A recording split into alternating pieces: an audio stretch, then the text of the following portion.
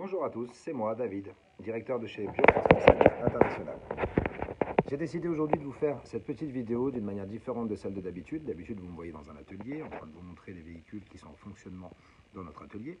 J'ai décidé de faire d'autres vidéos qui seront plus intéressantes pour vous et qui permettront à tous mes clients de comprendre les pannes qu'il y a sur vos véhicules.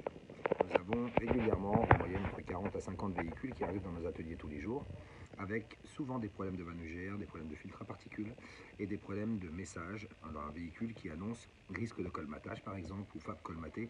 En tout cas, le véhicule annonce à un moment donné des problèmes de filtre à particules. J'ai décidé de faire cette vidéo pour vous expliquer exactement comment fonctionne un filtre à particules et vous expliquer quoi faire pour protéger votre filtre à particules. Maintenant, le but de cette vidéo, le but de cette procédure, c'est vous faire plusieurs vidéos par la suite de plusieurs pannes connues sur vos véhicules pour vous éviter de prendre peur ou vous expliquer la marche à suivre quand le défaut apparaît sur le véhicule. Le but pour moi, c'est de savoir si ces vidéos sont intéressantes et répondent à vos questions. C'est pour ça que s'il vous plaît en commentaire, n'hésitez pas à me dire si la vidéo était intéressante, si la vidéo vous a servi à apprendre quelque chose ou si elle a servi strictement à rien. Voilà. Alors, le sujet d'aujourd'hui, c'est les FAP colmatés. Vous avez tous des véhicules diesel à ce jour, des véhicules récents à partir, on va dire, de 2004-2005, parce que c'est Peugeot qui a fait rentrer cette invention et cette idée de filtre à particules sur nos véhicules en 2001. En 2004-2005, la plupart des véhicules diesel sont passés avec un filtre à particules. Et à savoir qu'on est en 2021, tous les moteurs essence désormais sortent aussi avec un filtre à particules. Ça veut dire que si vous passez sur un véhicule essence neuf, vous aurez 99,9% de chance d'avoir un filtre à particules sur votre véhicule. Ce qui veut dire que ce que je vais vous expliquer maintenant, même si vous roulez en essence, peut vous servir. Il faut savoir que la voiture est équipée d'un filtre à particules pour éviter de polluer l'atmosphère. Le filtre à particules est un piège pour la pollution. En fin de compte, quand votre véhicule fonctionne, les fines particules sont stockées dans le filtre à particules. Son but, c'est filtrer les particules pour éviter de polluer l'atmosphère. Maintenant, ce filtre à particules se régénère de lui-même quand le véhicule fait de l'autoroute. Je l'explique régulièrement à nos clients quand ils viennent faire une prestation de nettoyage dans nos ateliers. Je leur explique que par la suite, il faut aller rouler sur l'autoroute pour pouvoir provoquer une régénération et obliger le moteur à brûler les cendres bloquées dans le filtre à particules. Maintenant, il faut des conditions favorables pour que la régénération naturelle se fasse sur vos véhicules. Sachez que vous pouvez à n'importe quel moment, je dis bien à n'importe quel moment, décider de faire une régénération sur votre véhicule. Les premières conditions requises et nécessaires, c'est minimum d'avoir un quart du réservoir. Il n'y a aucune voiture qui lancera une régénération s'il y a moins que le quart du réservoir. Certaines Volkswagen vont vous dire qu'il faut au minimum 10 litres de carburant. Maintenant, un quart du réservoir, c'est toujours mieux. Ce que je veux vous faire comprendre, c'est que si maintenant vous prenez votre véhicule, je vais vous donner plusieurs exemples pour que vous compreniez bien, parce que c'est les mêmes questions qui reviennent régulièrement. Dès le moment où la régénération, on demande une régénération sur un véhicule, c'est-à-dire que le véhicule nécessite d'aller rouler sur l'autoroute. Comprenez une chose, un moteur pour faire une régénération doit au minimum avoir un quart du réservoir, être à la bonne température du refroidissement, ça veut dire au moins 90 degrés, et la température d'huile aussi. Ça veut dire qu'il faut au moins que le véhicule ait déjà tourné pendant 25 à 30 minutes, qu'il soit bien chaud. Une fois que le véhicule est bien chaud, on explique à nos clients qu'il faut aller faire de l'autoroute. Malheureusement, on se trouve en Île-de-France, on a des autoroutes autour de nous qui sont souvent saturées, vu la masse de monde qu'il y a sur les autoroutes. Maintenant, un exemple. On est ici dans le 95 à Goussainville. Quand j'explique à mes clients d'aller faire la régénération et qu'ils me disent « David, j'ai été jusqu'à la porte de la chapelle, le voyant est toujours allumé », c'est normal. Une régénération prend en moyenne 30 minutes. 30 minutes à 110 ou 130 km/h, vous avez déjà fait presque 50 km. Regardez bien autour de nous, il n'y a aucune distance, hormis l'autoroute A1, hormis la francilienne, où on peut rouler pendant 30 minutes non-stop à une vitesse stabilisée pour pouvoir faire la régénération de son véhicule. Malheureusement, on n'a pas beaucoup d'autoroutes autour de nous où c'est jouable. C'est pour ça que j'explique régulièrement à mes clients que s'ils ont l'occasion de faire de l'autoroute, par exemple, comme d'ici au parc Astérix. On est dans le 95, le parc Astérix se trouve sur l'autoroute A1. C'est une distance qui est favorable à une régénération. Comprenez que quand je vous demande de faire une régénération, c'est au moins 30 minutes de route à une vitesse constante. Et pas, par exemple, d'ici à la porte de Bagnolet. Celui qui me dit qu'il n'a pas touché le frein une seule fois entre Roissy et la porte de Bagnolet, c'est un menteur, c'est impossible. C'est extrêmement important pour éviter que le FAP se colmate. Maintenant, sachez qu'il y a des véhicules où on va avoir uniquement le filtre à particules, le voyant du filtre à particules allumé. Ce véhicule-là demande, sur le moment, une régénération. Si vous faites de l'autoroute avec les conditions requises que je vous ai expliquées, le voyant s'éteindra de lui-même. Si maintenant on a le voyant moteur qui est allumé, il y a plus ou moins, on va dire, aucun intérêt à lancer une régénération sur route, car elle ne se lancera pas parce que le véhicule aura enregistré une anomalie, ce qui se passe sur à peu près 80% des véhicules. pardon, sur 80% des véhicules. Si maintenant le voyant moteur est allumé, il est préférable de prendre contact avec nous, qu'on puisse interroger la voiture pour voir s'il n'y a pas une pièce défectueuse qui mettra en défaut le filtre à particules. Un exemple que je vous donne. Peugeot Citroën a équipé leurs véhicules depuis 2003, 2001, 2002, 2003, 2004. Les véhicules sont équipés d'un réservoir d'additifs. Vous voyez souvent au tableau de bord de votre véhicule, quand la voiture est en défaut de FAP, niveau additif faible. Ce niveau d'additif n'a rien à voir avec l'AddiBlue. L'AddiBlue, c'est un nouveau procédé qui est là pour protéger le FAP, mais l'additif de filtre à particules sur les Peugeot et Citroën n'a rien à voir avec l'uréa ou l'AddiBlue. L'additif de FAP est un produit qui s'envoie en fin de compte dans le filtre à particules. À chaque fois que vous mettez le plein de carburant dans votre véhicule, que vous ouvrez simplement la trappe à carburant, la Peugeot Citroën va envoyer une dose d'additif dans votre FAP. Il faut savoir que le réservoir d'additif est donné pour 160 000 km ou 6 ans. Toutes les voitures de maintenant ne sont pas toutes équipées d'additifs, uniquement les moteurs Peugeot et Citroën. Mais un exemple, une Mini avec un moteur Peugeot diesel est équipée aussi d'un réservoir d'additifs. C'est le moteur Peugeot Citroën qui réclame ce produit. Maintenant, ce produit, comme j'ai expliqué, est donné pour 160 000 km ou 6 ans. À chaque fois que vous ouvrez la trappe à essence, il envoie une dose. Ce qui signifie que si maintenant sur un véhicule de 115 000, 120 000 km, on a le réservoir d'additifs qui est vide, malheureusement, c'est que le propriétaire du véhicule ne met pas de plein. Il met des 20 euros, des 30 euros, des 20 euros, des 30 euros, et la voiture envoie une dose d'additif pour 20 euros au lieu d'envoyer pour un plein complet. C'est ça qui n'est pas bon pour le véhicule. Voilà pourquoi la poche d'additif ou le réservoir d'additif se vide plus tôt que prévu. Maintenant, on n'est jamais à l'abri d'avoir une défaillance sur le réservoir d'additif, ce qui est rare. Mais le réservoir d'additif va se vider simplement à chaque fois que vous allez mettre du carburant. Autre chose importante, le moteur est équipé, comme j'expliquais, d'un FAP et de l'additif.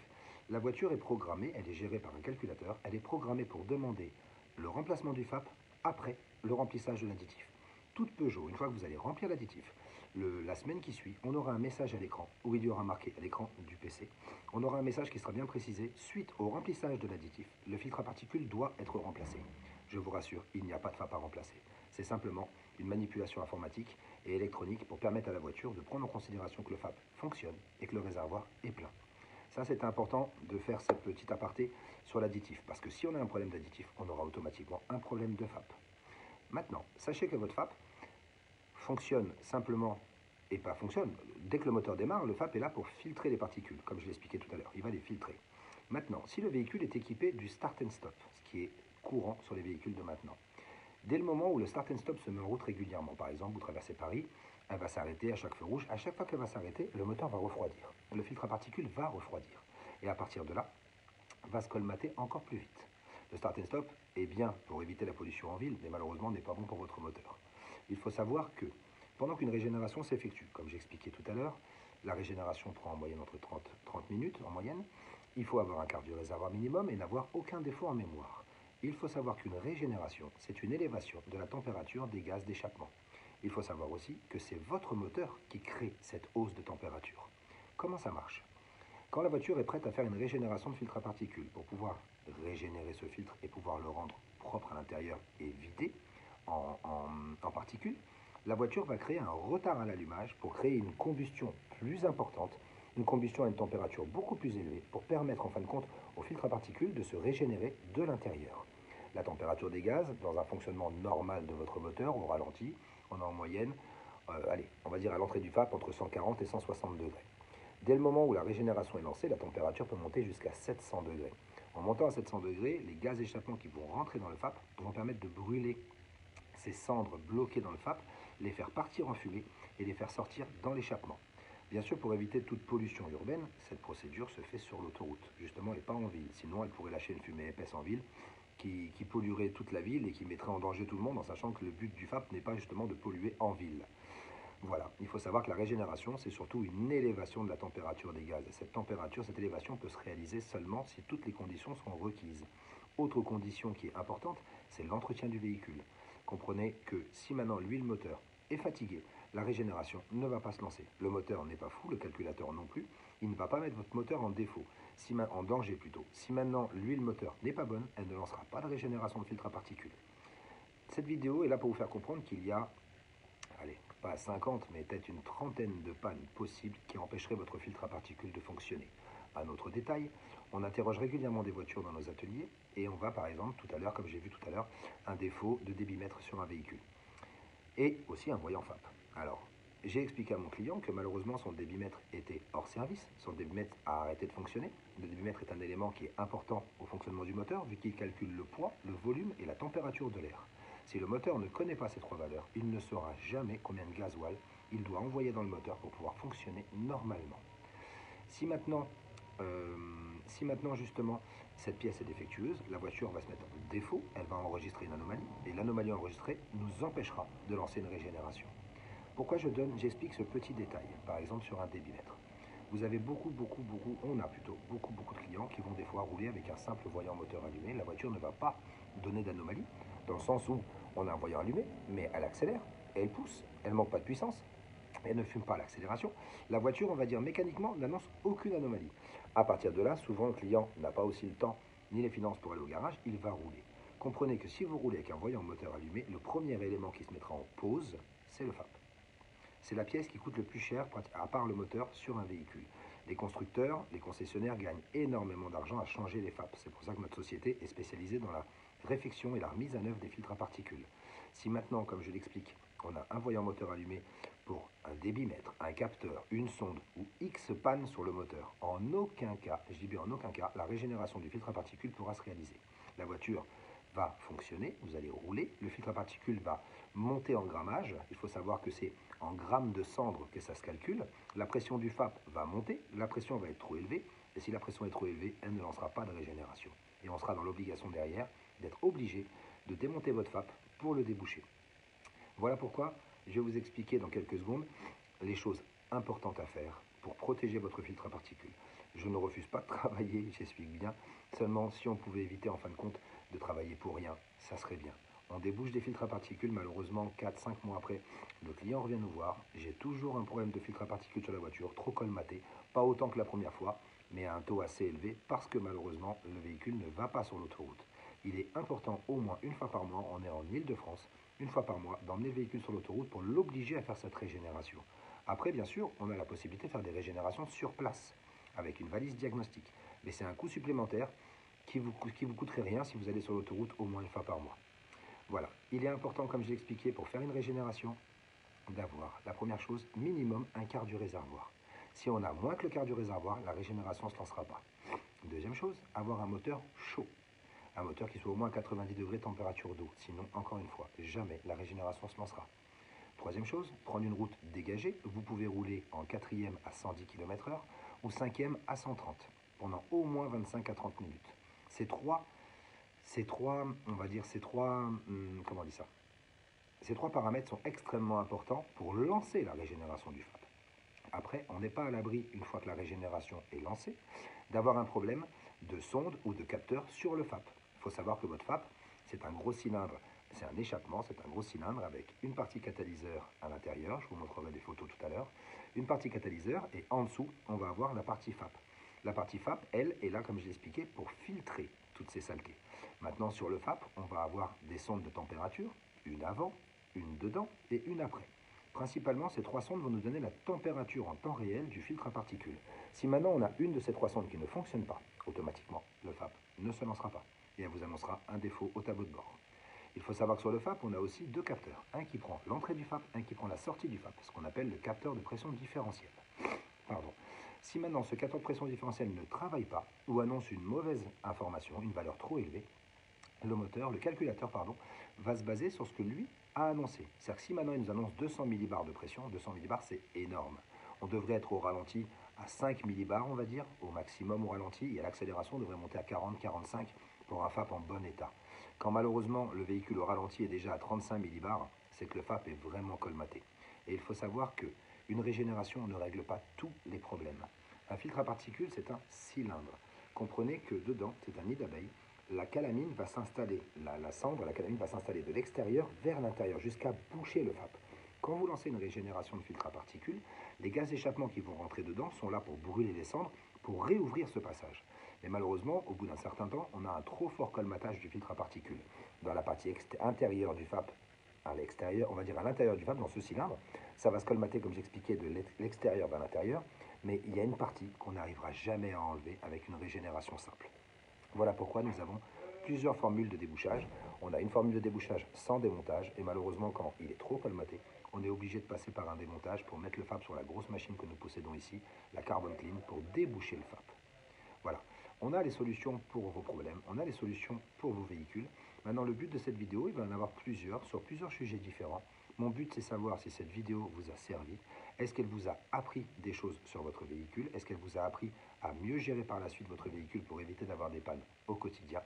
C'est pour ça que j'ai fait cette vidéo, pour avoir votre avis. Vous êtes à peu près 25 ou 26 000 à nous suivre depuis maintenant 7 ans. Je pense que j'ai fait tout carré pour que tout le monde soit content depuis maintenant 7 ans. On n'a pas fini de vous surprendre, on n'a pas fini de vous apporter des prestations et des services. Maintenant, j'aimerais déjà, si on peut au préalable, protéger vos véhicules, ça serait pas mal. C'est pour ça que les astuces que je vous ai données là, les renseignements que je vous ai donnés il y a quelques minutes sont extrêmement importantes pour protéger votre filtre à particules. Sachez que ce soit une BM, une Mercedes, une Audi, n'importe quelle marque à ce jour, à part Peugeot, Citroën qui sont équipées d'additifs, elles ont toutes un filtre à particules. Maintenant, on a depuis peu, on va dire 7-8 ans à peu près, on a maintenant l'AdiBlue qui rentre en ligne de compte. L'AdiBlue, c'est un autre procédé encore qui est là aussi pour protéger le FAP et réduire les émissions de pollution. Maintenant, l'AdiBlue est le même principe que l'additif. Tous les véhicules récents ont l'AdiBlue. L'AdiBlue peut tomber en panne aussi pour un problème de capteur, pour un problème de sonde. L'AdiBlue n'est pas fiable non plus, c'est comme l'additif. Sachez qu'il faut remplir le réservoir régulièrement et ne surtout pas attendre qu'il soit vide. S'il est vide, la voiture ne redémarrera pas et elle se mettra en sécurité et vous serez dans une grosse galère. C'est important. Le but, comme j'expliquais de cette vidéo, est vous permettre de poser vos questions. N'hésitez pas. Cette vidéo est là pour ça. Si vous avez des questions, des anomalies sur vos véhicules, avec plaisir j'y répondrai. Si vous avez des doutes, si vous voulez des conseils, avec plaisir je vous les donnerai. On est là pour vous servir. Ça fait maintenant 7 ans que le Car Concept existe, que ce soit ici, que ce soit en Tunisie, que ce soit au Maroc, que ce soit en Israël, en Jordanie, en Cisjordanie. J'ai développé dans ces pays la même manière de travailler qu'ici, sur Paris. On n'a jamais dérogé à la règle et on a toujours fait ce qu'il fallait pour que tous nos clients soient satisfaits. Je ne suis pas magicien, je ne suis pas voyant, je ne suis pas faiseur de miracles. On connaît notre domaine d'activité, on est là pour vous donner des conseils. Je ferai peut-être une autre vidéo tout à l'heure ou dans la foulée pour vous expliquer, ou même on va le faire là dans la foulée, ça va aider dans tous les cas. Sachez que il est important pour vos véhicules d'avoir du bon gasoil. Vous avez la possibilité à ce jour, à la pompe à essence, d'acheter, on va expliquer plus en détail. Vous avez la possibilité au jour d'aujourd'hui d'acheter du carburant chez un pétrolier, d'accord? Je dis bien pétrolier, ce qui veut dire Total, BP, Esso, Elf, d'accord? Et autres compagnies, voilà, grandes compagnies. Et on a la possibilité d'acheter son carburant en supermarché. Comprenez une chose, la loi n'est pas la même pour les deux. Le pétrolier est soumis à un nettoyage de cuves de carburant tous les 3 mois. Tous les 3 mois, il est dans l'obligation de nettoyer ses cuves ou mettre un produit pour les garder propres, avec le moins d'impuretés possible et un carburant avec le moins d'eau possible. D'accord? C'est le but des grandes compagnies. Maintenant, un supermarché n'est pas soumis à la même loi. La loi pour un supermarché est différente dans le sens où les cuves doivent être nettoyées tous les 2 ans, une fois. D'accord? En sachant que chez un pétrolier, c'est tous les 3 mois. C'est-à-dire qu'en un an, elle a déjà eu 4 nettoyages, la cuve. Que chez un Cora, un Leclerc ou n'importe, la cuve est nettoyée une seule fois tous les 2 ans. Ça veut dire que la qualité de gasoil que vous allez avoir non plus n'est pas le top du top. Hormis ça, sachez que le gasoil Excellium, vous allez le trouver chez Total, le BP Ultimate, vous allez le trouver chez BP. Maintenant, tous ces grands pétroliers vous proposent toujours 2 choix. On va avoir un gasoil de base et un gasoil meilleur, performant, plus performant, on va dire. Sachez que le gasoil de base que vous trouvez dans les supermarchés, c'est exactement le même qui est fourni par Total, vu que c'est Total qui fournit la plupart des supermarchés. Ça veut dire que le gasoil de base que vous prenez chez Total, déjà à la base, est équipé au minimum de 18% d'eau. Voilà pourquoi on a une différence entre le gasoil de base et le gasoil Excellium chez Total. Chez Total, il faut savoir que le gasoil Excellium brûle à 96%. Il n'y a que 4% d'eau à l'intérieur. Voilà le but de l'Excellium. Maintenant, dans la même pompe à essence, que ce soit Total Access ou Total Grande Total, vous allez avoir la possibilité d'avoir du gasoil de base. Ce gasoil de base, c'est le même qu'on aurait trouvé chez Leclerc. Il n'y a aucune différence. On a 18% d'eau à l'intérieur minimum qui ne plairont jamais à votre moteur. Sachez que votre moteur ne tourne pas à l'eau. S'il tournait à l'eau, ça se saurait depuis longtemps. On serait tous milliardaires à tourner à l'eau. Il faut savoir que votre moteur a besoin de gasoil. On n'a plus des vieux moteurs comme à l'époque où, allez, il y a 20-25 ans, le moteur le plus puissant qu'on avait sur un diesel, c'était 110 chevaux, 100 chevaux. C'est fini. On arrive maintenant à avoir des moteurs comme sur un Audi, un petit moteur 2 litres qui va nous développer 200 ou 210 chevaux. C'est des puissances importantes et vous ne pouvez pas vous permettre de donner un gasoil de base à des moteurs performants. C'est comme si vous faisiez du sport et vous mangez au McDonald's. Je suis désolé, c'est pas compatible. C'est où vous mangez au McDonald's, au Quick, au KFC et vous faites jamais de sport, ou vous faites du sport et vous avez une alimentation stricte. C'est le même principe pour votre moteur. Vous voulez avoir des performances sur le véhicule, il faut lui donner le carburant adéquat. Si vous lui donnez un carburant bas de gamme, il ne pourra jamais vous donner 100% de la performance que vous lui demandez. Et malheureusement, il va créer des résidus de pollution plus rapidement que s'il avait tourné avec Célium. Vu qu'on aura un défaut de combustion, on n'aura jamais une combustion à 100% dans le cylindre, on va avoir des résidus qui vont se stocker dans le FAP et colmater le FAP. Alors, quand vous voulez protéger votre FAP, dans un premier temps, déjà, c'est bien lui donner à manger. Ce qui veut dire lui donner un carburant de qualité et pas un carburant bas de gamme. Première chose. De deux, faire de l'autoroute au moins une fois par mois, en quatrième ou en cinquième à 110 ou 130 km/h. C'est fini les troisième vitesse à 4000 tours. Ça, c'était en 2000 sur les premières Peugeot. Au jour d'aujourd'hui, la plupart des régénérations s'effectuent à 2000 tours. C'est important, entre 2000 et 2500 tours. Aucun intérêt de faire gueuler le moteur à 4000 tours en sachant que quand un FAP est colmaté, plus vous accélérez, plus la pression dans le FAP augmente. Et si la voiture prend en considération que la pression est trop élevée, elle ne lancera pas la régénération. Chose importante, qualité de carburant, quatrième ou cinquième à 110 ou 130 km/h pendant au moins 25 à 30 minutes. Si pendant cette procédure un voyant moteur s'allume, aucun intérêt d'aller plus loin. Ça veut dire qu'elle a enregistré une erreur. Là, vous faites demi-tour, on prend contact et là, on interrogera votre véhicule pour vous dire exactement ce qui va ou ce qui ne va pas. Sachez qu'on a plusieurs formules pour régler le problème. Il y a la première formule que vous connaissez, qui est le décalaminage moteur. Maintenant, je le redis et je le reprécise, un décalaminage moteur ne fait ni magie ni miracle. C'est un simple nettoyage à l'hydrogène de l'intérieur du moteur. En sachant qu'on n'est pas à l'intérieur, on n'a pas pu voir ce qui se passait dedans avant, c'est un simple nettoyage. Le but de cette procédure est de vous apporter du confort et du plaisir de conduite. La voiture va être plus légère, plus réactive et plus économique. Mais c'est un simple nettoyage à l'hydrogène. Il n'y a aucune pièce démontée. D'accord? C'est important de le préciser. On a après une formule pour les FAP plus approfondie, sans démontage, où on va envoyer un produit puissant dans votre filtre à particules pour qu'il se nettoie sur place en fonctionnant sans avoir besoin de démonter le filtre à particules. Ça vous évite de la main-d'œuvre. Malheureusement, comme je l'expliquais aussi, si maintenant le filtre à particules est trop colmaté, on passera sur une formule de débouchage, remise à neuf avec la Carbon Clean. Et là, il faudra démonter le filtre à particules pour pouvoir envoyer de la pression avec un produit très puissant à l'intérieur pour pouvoir le remettre à neuf. Une fois que c'est propre, on le remet sur le véhicule, on lance une régénération, on reparamètre les éléments et là, je rends un véhicule à mon client nickel chrome. Voilà les éléments importants. Et sachez que désormais, on peut aussi nettoyer les admissions. Il faut savoir que la seule chose que l'hydrogène ne peut pas nettoyer, c'est la partie admission. L'hydrogène fonctionne grâce à la montée en température dans votre cylindre. Il faut savoir que votre moteur, chaque cylindre, va être équipé de soupapes. Là, je rentre dans le détail, j'espère que vous allez suivre. Il est équipé de soupapes. Quand votre moteur fonctionne, comme je l'expliquais, il a besoin de deux choses pour fonctionner. Il a besoin d'air et de carburant. Quand votre moteur va respirer la dose d'air que le débitmètre a calculé, la voiture se prépare à envoyer une dose de gasoil précise dans votre cylindre. Cette dose de gasoil va permettre une combustion pour que le moteur puisse fonctionner. Vous me suivez?